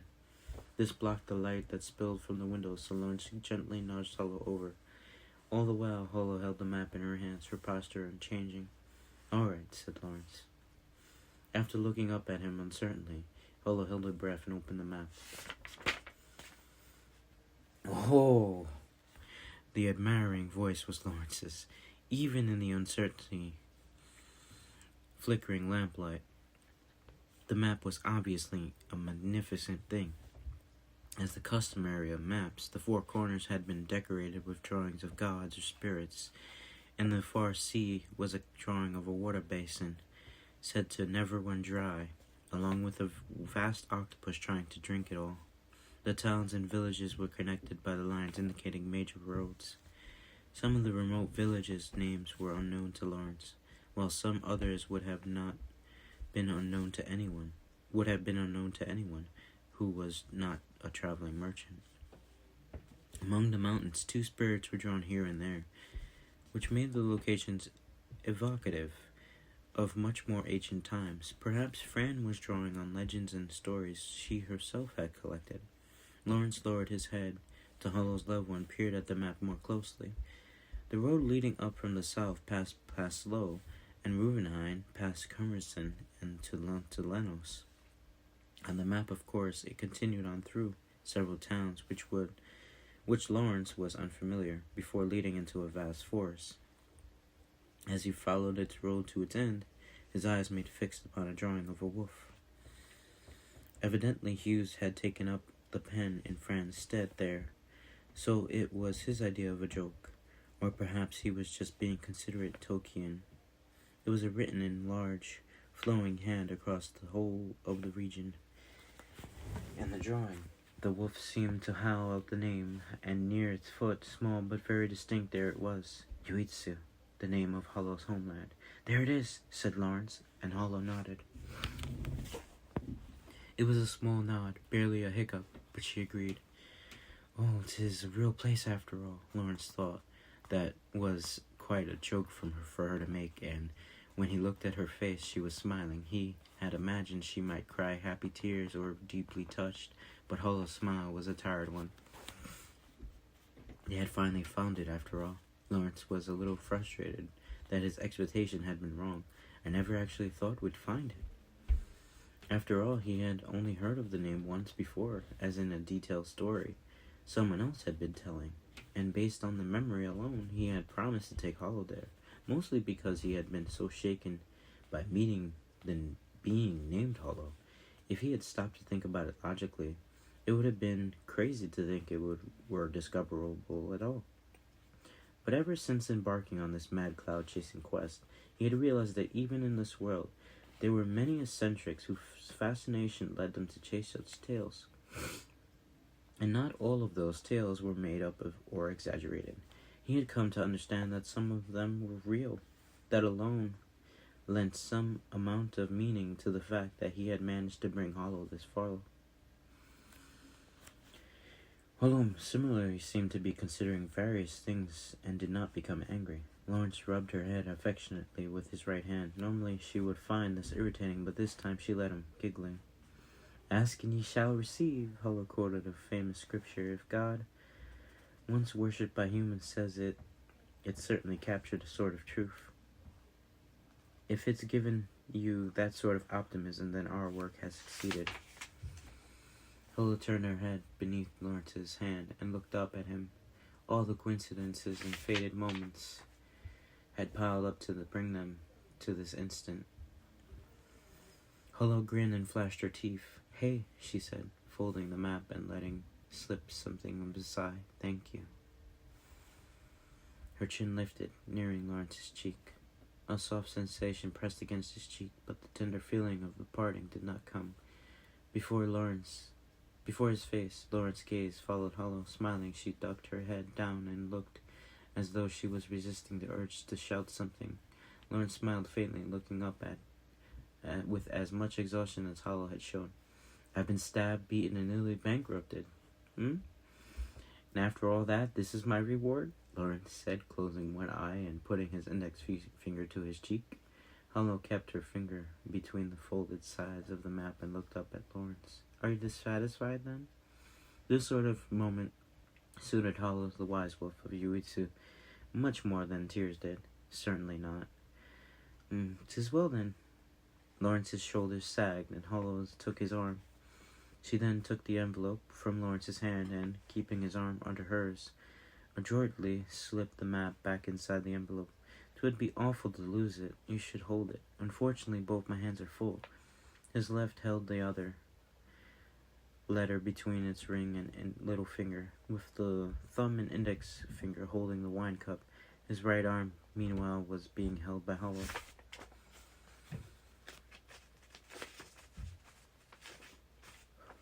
Hullo took the cup from him and replaced it with the map. "I'll take charge of this," she said. Fine. Hullo then immediately put the cup to her lips, but the wine was still strong. No matter how much she might love to draw, wanting to drink such harsh liquor so quickly spoke of some discontent in her breast. Her grip on his arm tightened, and her tail puffed up. Lawrence resisted, laughing at her pride. Thinking about her struggle with Elsa over coal, it occurred to him that this was simply Hullo's personality, and there would be no changing it now. "So did you eat all?"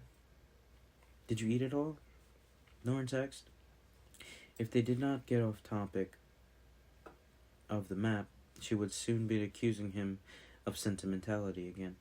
He ventured to change the subject of something more practical concern, but Hullo did not seem pleased. "Your instinct for mood is truly... well, I suppose nothing can be done about it." Lawrence swallowed back the desire to tell her to reflect on what she had said just moments earlier. In times like these, at least, she was truly selfish.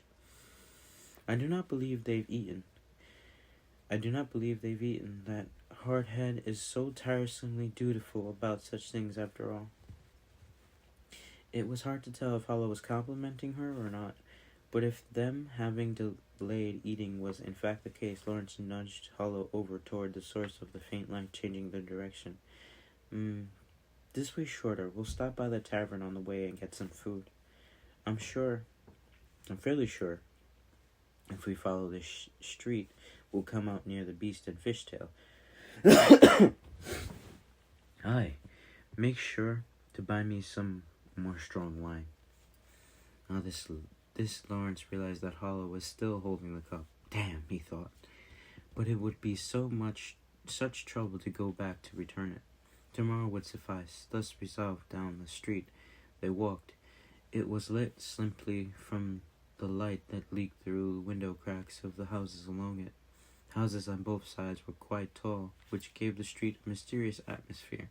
Looking ahead, the passage seemed to grow quite narrow, but as they walked along, it was not indeed so. As they eclipsed doors and windows, the sounds and smells of people's lives flowed out, almost as though they were walking through the homes themselves. And then abruptly both sides of the street would be stone wall again, and there would be silence. At their feet, too, earth would be replaced by stone, then earth again, the footing ever so uncertain. The scenes that appeared and disappeared were but tiny glimpses of lives. The overheard voices faint after traversing so many walls. On and on they walked, reality becoming less and less certain. It was like a world out of a dream. The map was finally in their hands. The location of Yuitsu had been given to them. Aided by the euphoria, Lawrence felt a strange comfort in the seemingly endless nature of the street. Perhaps that was why, for a moment, his merchant's caution was left behind, and he murmured thoughtless words. Why did I choose Leroy? He had only just been roundly mocked for being sentimental. If she had laughed at him once, she would do it twice, 3 times, and just as being drunk on wine made him so, the atmosphere of the street was itself intoxicating. As he spoke the words as though accusing himself, "You wish to come to Yuitsu with me so much, do you?" The most compelling argument would not calm a crying infant. Hollow smiled an exasperated smile and adjusted her grip on his arm, as though to soothe him. And then, just as he was about to say something else, Lawrence interrupted himself. "I do." His tone was so firm, it surprised even him. He then looked to the still more surprised Hollow and finally came to his senses. He hid his mouth with the map and letter and looked aside. Hollow's gaze pierced his cheek. At length, though he heard her muffled laugh, "We've just terrible timing, you and I."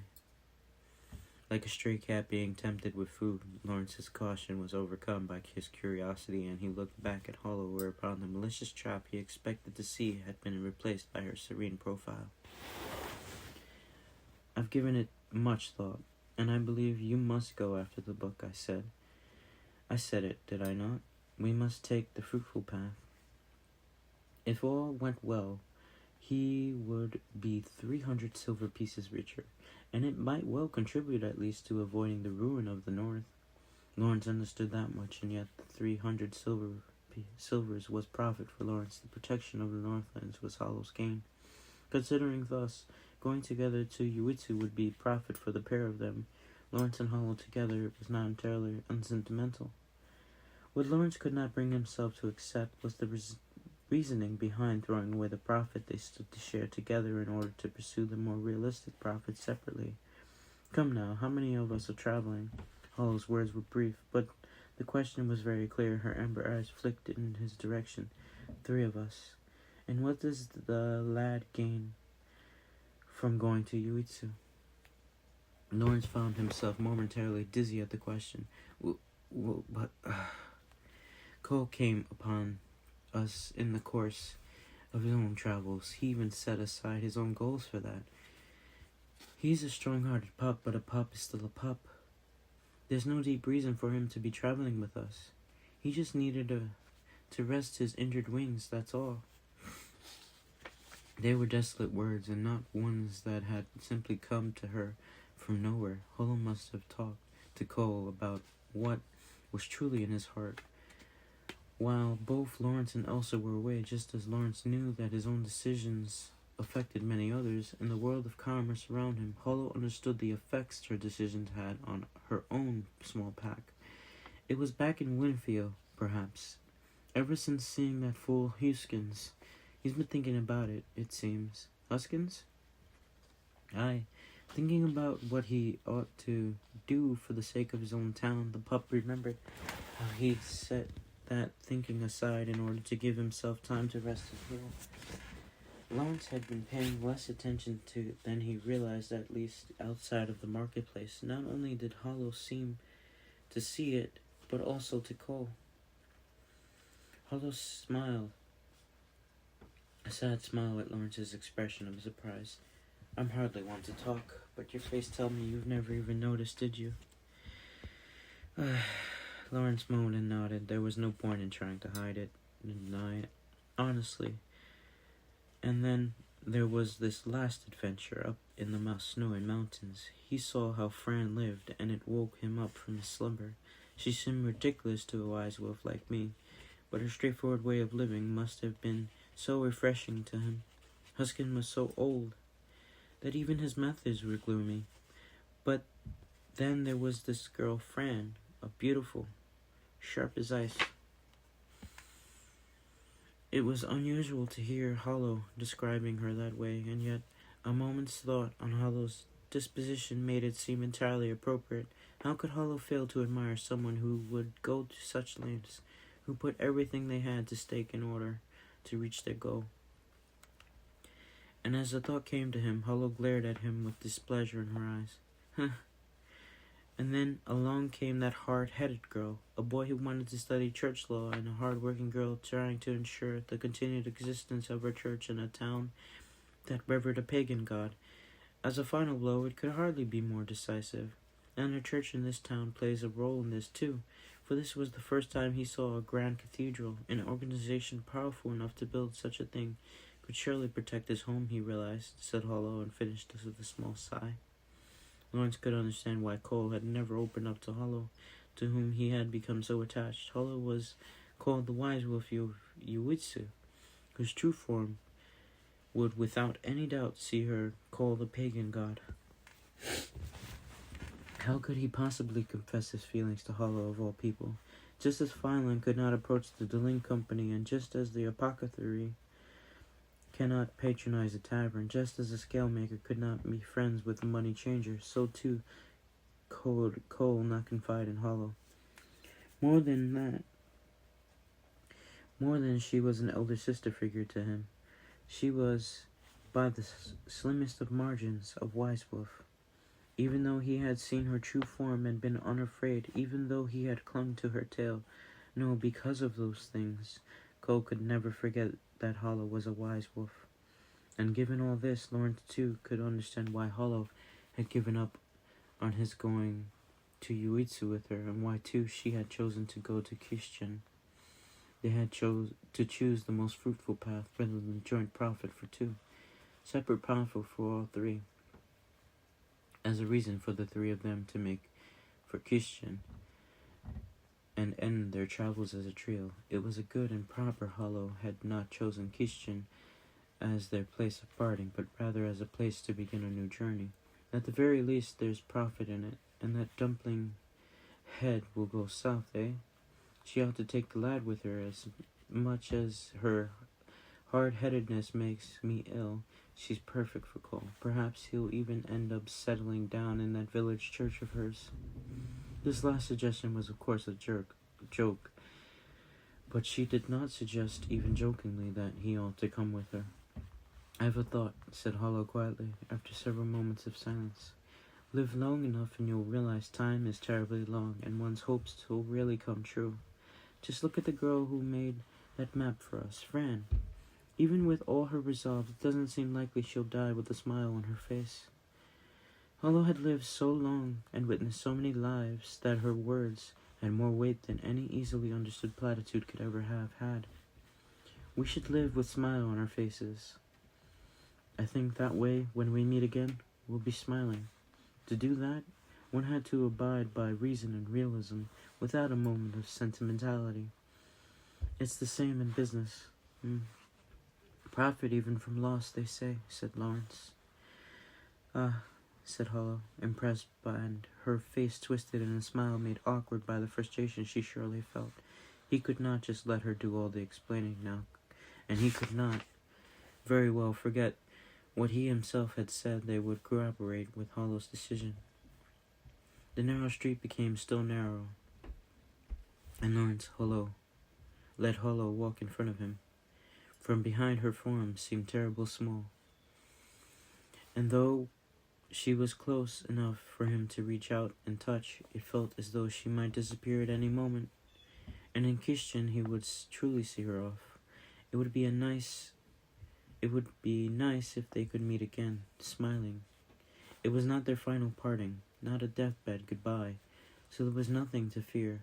They would part ways the same way they had so many times before, over and over again. Though he understood that in his head, the unease did not fade from his heart. If he were to let slip these words, the Wise Wolf would surely either laugh or rage at him. Lawrence did not put himself and question himself. Was his trust in Hollow insufficient? She was not a cold-hearted girl. He was painfully aware of that much. So what was it then? Lawrence watched Hollow's small form ahead of him. He wanted to embrace her with all his might and never let go. Even knowing how ridiculous that was, it seemed the only possible way to calm his worried heart. The terrible self-loathing he felt was no figment of his imagination. Lawrence took a deep, slow breath and exhaled it still more slowly. End of chapter 3.